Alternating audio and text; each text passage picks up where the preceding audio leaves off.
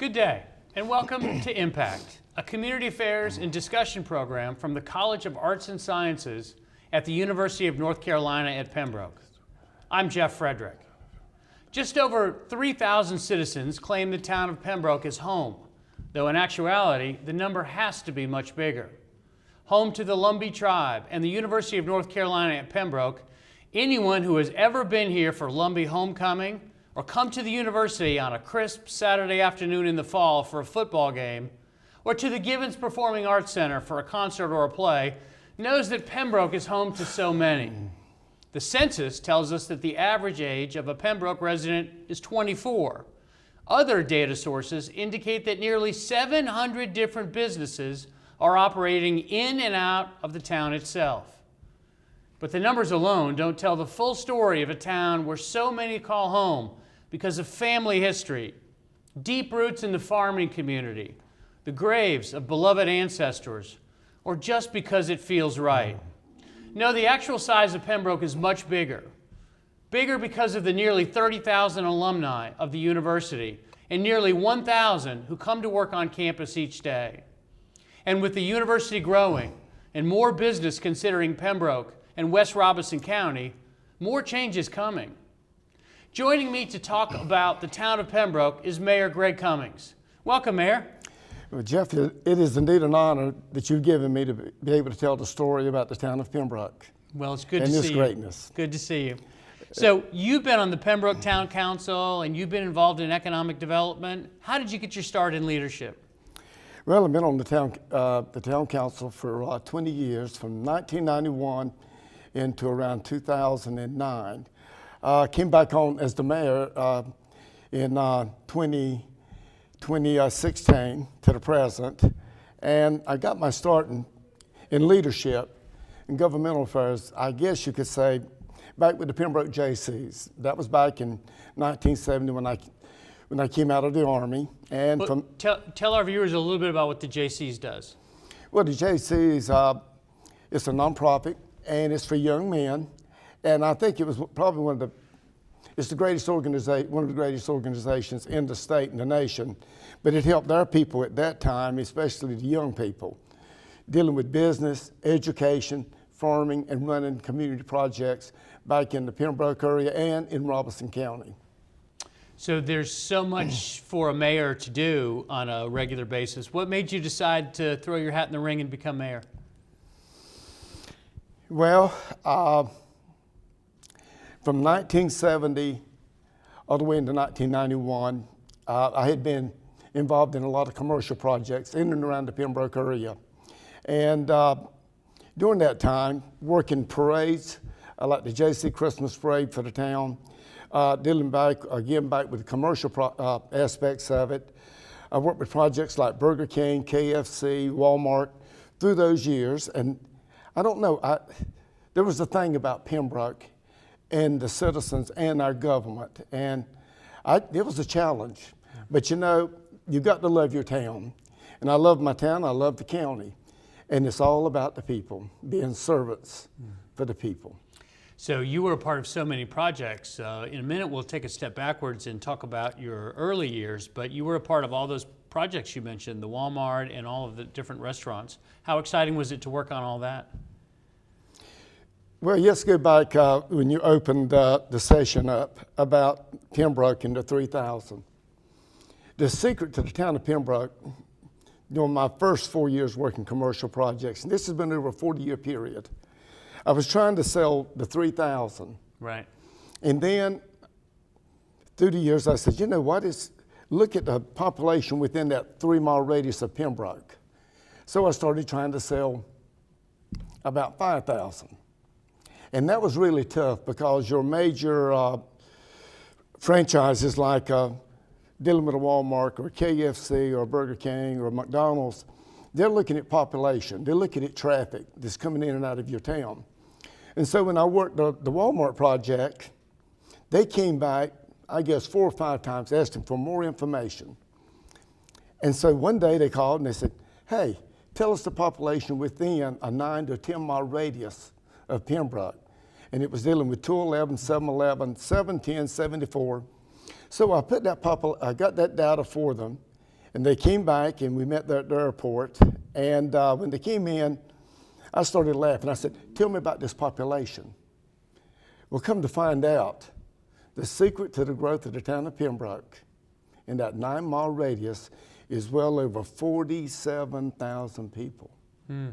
So if you look at a Dillon or Rockingham or Scotland County or Bladen County or Hope County, at that given time, those counties were only like 30 to 40,000. Well, Pembroke was a county within the 9-mile radius in and around Pembroke. So all that research and all that data helped those franchises, those big businesses, to understand that there was a tremendous number of customers that came through this area every day. Absolutely, absolutely. So let's take a step backwards. Tell us about your formative years growing up. Tell me who your people are, where you're from. You mentioned the Army as well. Tell us a little bit about who you are. Well, I was born in 1948. I'm 70 years old. Born and raised in the town of Pembroke. And the home that I stay in today, I was born in that front bedroom of that home, not in the hospital, but in the... We got to get a plaque on that front door. Yeah. So I was born and raised here, and through the years, as I would go out and speak with, go to elementary schools really, dealing with the younger generation, I would look at each one, and I'm gonna ask you a question, Jeff. Did you have a daycare center or preschool? I did not. You did not. My mom was home with me when I was a little boy. Okay. Back in 1948, and by 1950, 52, when I was about 5 years of age, my daycare center was in a tobacco crate. Now, a tobacco crate is a horse or a mule that's pulling it through the field. Transplanter behind. That's right. Yep. And so in that tobacco crate, that was my daycare center. Wow. That's where I stayed at during that period of time, and my sister, as the rest of our family worked on the farm. So this time of year, you're thinking about getting seedlings going. There's this clock inside you that says there's work we're supposed to be doing right about now. That's right, and I love the springtime and getting that work done. So, and you made a decision to join the military at some point as well?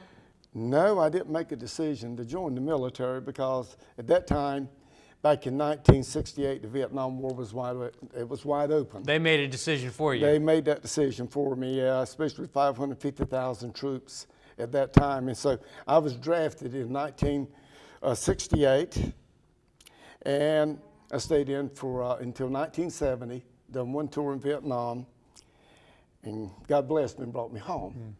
So in 1970, I had an opportunity to go on the GI Bill, and I was able to come to Pembroke State University. And dealing with the turmoil that was happening at that given time with our nation and with this war, there's a lot of things we had to keep hidden. But I would like to say one thing about the university. There was at least 4 professors, Dr. Rising, Dr. Jenkins, Dr. Johnson, Dr. James B. Chavis. They helped me get through school. If it hadn't been for those professors, I don't believe I'd have my education today. So the university is very, very special to me due to the fact that one-on-one relationship that I had with those professors during that time, trying to come back into this society and get what we went through in the war and trying to come back. What is it all about? Yeah. It's all about those that care around you. So I had that care and love around me that helped me get through that hard time and to get my degree here at the university. Thank you for your service. And also, I can report that that same mentality of getting directly involved with our students and to trying to help pull all the resources together for them to reach their educational dreams, that still exists today. What did you study? History and political science. See, as a history professor, you know I had to ask that. Yeah, a while ago you mentioned the town of Pembroke. The town of Pembroke is also known as the capital of the Lumbee tribe. Right. And historically, here at the university and other historians, they said that we are part of the lost colony. And when I look at that history of being the first Americans and the true Americans, the greatest country in the world, America, and our ancestors are a part of that lost colony and a part of America. Hear, hear. So let's talk a little bit about your day job. So Pembroke has a town manager. Correct. It has a mayor, you. It has a council. How do all those different pieces fit together? How do you share the decision-making together? Well, the town council itself, we're elected by the citizens of the town. There's 4 council members, along with the mayor. And the manager, his position, he's in an advisory role, dealing with our goals and our policy, and he carries those goals and policies out daily. He oversees the staff of the town of Pembroke and the daily duties of the staff and governmental of the town during the day, or during that period of time in the daytime. So between you and the manager and the council, you each have a series of shared responsibilities, Yes. but you also have separate and distinct things that you work on yourself. That's right. We do have our pet projects, but I would like to say that our town council, I'm very, very, very proud of this council because we work together as a team. They're very persistent, and there's always projects ongoing. And I would say as servants, and I always mention this to them, that we're servants of the people, right, that we're here to make sure that those goals and the policies carried out on a daily basis. And I would also like to say about the council, I try and stress to them, they never forget the past. Never forget the past of our forefathers. Those governmental leaders over 100 years ago. We're where we're at today because of their leadership. Now it's the leadership of the town council today to carry us on into the 21st century to make Pembroke even a greater town to stay in and in our community. I think that's a really good point. Even as towns and leadership are thinking about the future and planning for the future, they always need to keep an eye on the past and see where they've been and how people have made decisions in the past. So talk a little bit about some of those projects that are going on. We'll talk about the downtown redevelopment in a little bit, but what other projects are going on in Pembroke? Well, some of the major projects right now, we have 4 major investors that are looking at the town of Pembroke at the present time. And the projects that they're working on is dealing with student and faculty housing. And, you know, with the numbers, or with the growth, and with I think the number right now is 7,000, I'm in hopes that these investors are very shortly will start building the housing for students and for faculty. We have, there's another 5 investors that are looking not only in housing, but commercial development. And the town council at the present time, we have voted on the zoning for those projects, and we're looking for those projects in the very near future to start up. So in order to accommodate the university's growth, and we are over 7,100 students this year, and will likely be at an even higher number this time next year, the town is thinking about not only housing for the students, but other commercial opportunities for students, but also for the residents. That's right. When you look at the town of Pembroke, and we have a lot of fast food, but we are definitely looking at the commercial aspects of the town, residential, institutional, and there is a group that meets periodically that's trying to bring in some upscale restaurants. In fact, the university is a part of that, Dr. Robin Cummings. And we have some doctors and lawyers, and they've been meeting at the Holiday Inn, and this is something we feel like we definitely need for the town, but definitely the town, when it comes to commercial, residential, it is growing, and at a great pace. Let's talk a little bit about the downtown area, because I know there's been studies and redevelopment and redesign. Talk a little bit about what you hope the downtown will look like and feel like over the next handful of years. The downtown concerns me a lot, and there are some concerns, and we have 3 buildings there on 3rd Street, and they're in very bad shape, but there has been meetings between those 3 building owners along with 2 more. We're in hopes that in the very near future we're going to be able to upfit those buildings on the south side of 3rd. The council, we do have a set-aside budget to work with those owners as a dollar-for-dollar match. And that match could be from $5,000 up to $7,000. And so we do have a meeting coming up next week with the building owners, and I'm in hopes at that given time, because that was a part of my platform when I ran, was trying to get these buildings upfitted during the next 4 years. And we're getting very, very close at it, but I think we have a good opportunity here. They are meeting, and so keep our fingers crossed, and hopefully we'll make that project become a reality. So some of the downtown buildings that need a little attention might be getting it soon. We have the Hunt Park down right next to the university. We have the prospect of some of the new residential and commercial establishments coming in. The whole downtown area might look dramatically different soon. Absolutely, and one other complex, or Pace Supply Complex. Mr. James Thomas from California, who's also on the Chancellor's Club, and he's invested quite a substantial, several millions of dollars into the university. At the present time, he's got an option to purchase the Pace Supply Complex. And I'm in hopes that the partners there, which is the university, the town, Mr. Thomas, I'm in hopes that we can bring in Columbia Electric, the co-op, to be a partner with us, because you know the co-op is located out at Comtech, and if the town's going to grow, it's going to grow with those partners that I just mentioned. Right. And I can see also that Comtech will be playing a very major role in the future growth, not just for the town of Pembroke, but for Robeson County between Pembroke and Lumberton.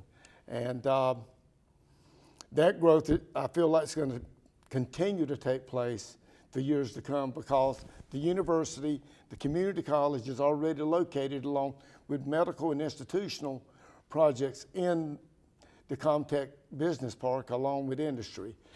So with all of the commercial and economic development, all of what the university is growing, and all the research components, the chances are that there will be an increasing number of institutions who want to come and take up some of that Comtech property, so that there'll be even more growth coming. Absolutely, absolutely. And again, the incubator, the Thomas Center, with the university working with small business and working with corporate, with your School of Business, along with the Robeson County Industrial Recruiter, Shannon Jones, along with myself as the mayor and the council.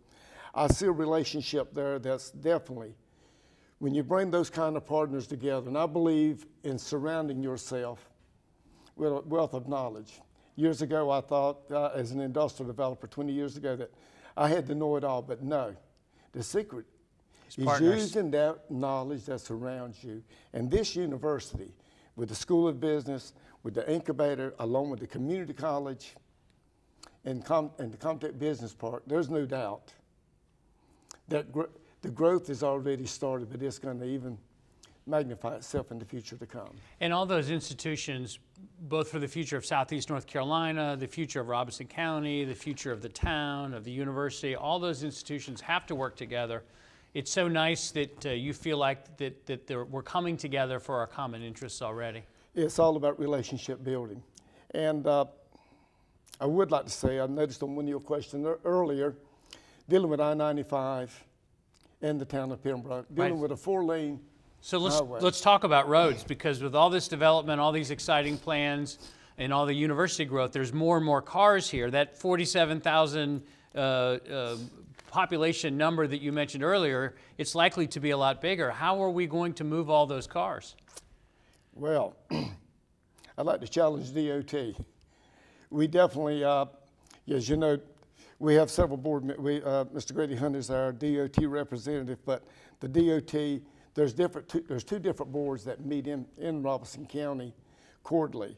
But I'd like to challenge DOT to definitely look back at a 4-lane highway from Lumberton to Pembroke, from Pembroke to Lumberton along 711. And here's the reasons why. Let's reflect back. I love to go back to the future. 15 and 20 years, and especially 40, but just in the last 20 years, let's go back. Look at the corridor between Pembroke and Lumberton. In 20 years, I can't believe it. You're looking at least 14 new businesses that have come in. Let me just mention a few of them. As I go down the corridor from Pembroke towards Lumberton to 95, I look at Walmart. Then I look at Pembroke Hardware, Foxglove, Hunter's Run that's fixing to be built. Let me mention a few more. The Sports Complex, the Lumbee Tribe, all the residential in that geographic area. Then you move into Comtech, the university, the community college. When you look what's at Comtech, and as you work your way from Comtech back out, then you got Lumbee Electric, their corporate office. Then you're moving towards Lumberton. Then on the sudden, from the Marathon that was built here, we got the Sundew that's being built there on Highway 711. You got the School of Dentistry. You've got the State Employers Credit Association being built there, along with industry. So you're looking at over 14 projects that have taken place in the last 20 years. And I can't tell you the thousands of jobs that they've created, but that tax base, the economic base that is created for this county, you're looking at over $200 million. So the need to four-lane from Pembroke back to 95 in Lumberton is not just a need for the future. In your sense, you see that as a need for today. Absolutely. There's an old saying I recalled about when it was the Queen City, Charlotte, back in the 70s. And they said, you know, one day Monroe and Charlotte's coming together. Well, look what you've got now. Right. It's not just Monroe. Look at all your other commercial shopping centers and residential areas that have taken place over that 20-mile radius. I can tell you now, it's going to happen between I-95 and Pembroke. And the city of Lumberton and the town working together on this, it's going to come because the university's here and that growth's already starting. You mentioned earlier about the 47,000, but there's well over 8,000 cars a day now that travel between Lumberton and Pembroke. So the future is really bright, and particularly if we can create the access roads that can get you to 74, that can get you to 95, you know, in high volumes of numbers, then the economic development will only continue. So while we're on the subject of roads, let me ask you one more thing. There's a major redevelopment of Prospect Road that runs right down next to the university. What will that mean for the community when that road is finished? Well, they call it a roundabout. And I think it's about a mile long, close to it. Once completed, it's going to slow the traffic down. So it'll be safer. That's right. It's going to be safer for the students and for faculty and staff here, and slowing the traffic down. So, and it's going to be a very beautiful, I don't know if you could call it a little freeway or just what, but I think it's going to be very beautiful when you come into it and you slow down and really be able to look and see, look at the trees, look at the buildings, look at the university, and just look at that growth. And it slows you down, and the students, for everybody to see, wow, what is really taking place at the University of North Carolina at Pembroke. A front road worthy of a great town and of a great regional public university. Absolutely. So while we're on the subject of the university, with all of the growth that's coming and the economic development that's going, is the town ready for the university to continue to grow and bust at the seams and thrive? Yes, it is. Absolutely. Let me go back and reflect back to the late 80s. Going back to the partnership with the signs that's out front here, the partnership between the university and the town. Back in the late 1980s, Dr. James B. Chabas, Dr. Diane Jones, Dr. Rising, and myself met. During that period of time, I had been the chamber president for 3 years. And we seen a need for the university and the town to come together. The university was to the right, over to the west. Pembroke was here, and we said, you know what? We need to come together as a group. And with the education and with the professors and what's going on at the university and with the town, we've got a chance to have a diamond in the rough. So we met, and from that meeting stemmed the Town and Gown, better known today as UNC Pembroke Day, where the university and the town comes on campus, come together for the events. And when I come and look at it, I just about cry because, and I get so filled up with joy, just looking from over 30 years ago with what's going on in that today. So the Town and Gown is to my left. We've got the right. To my right is the town. Now, let's complete the picture. And the picture goes back to the sign relationship building. So the meetings today that have been taking place for about 15 years now with another group with this Town and Gown is dealing back with the county. It will be, I can see now with the Lumbee, we have the Lumbee tribe.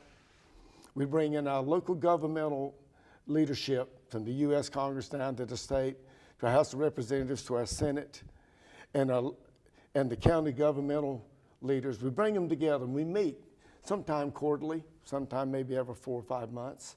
But we come in and the university has an opportunity to tell our community and the state and the world, here's what's going on at UNCP. Here's what the town of Pembroke is working with the university on with those projects. Then we'll look to see what the county is doing.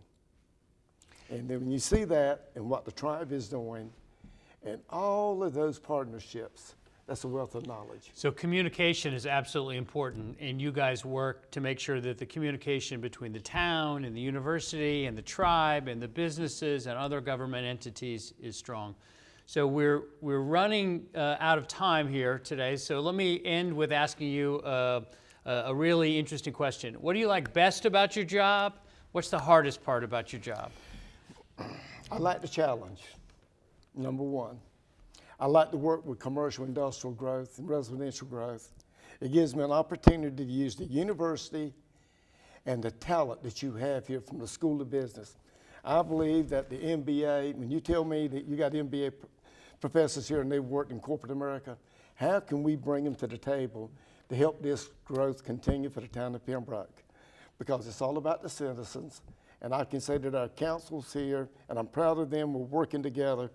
So again, the challenge is using that knowledge around you to build a greater Pembroke.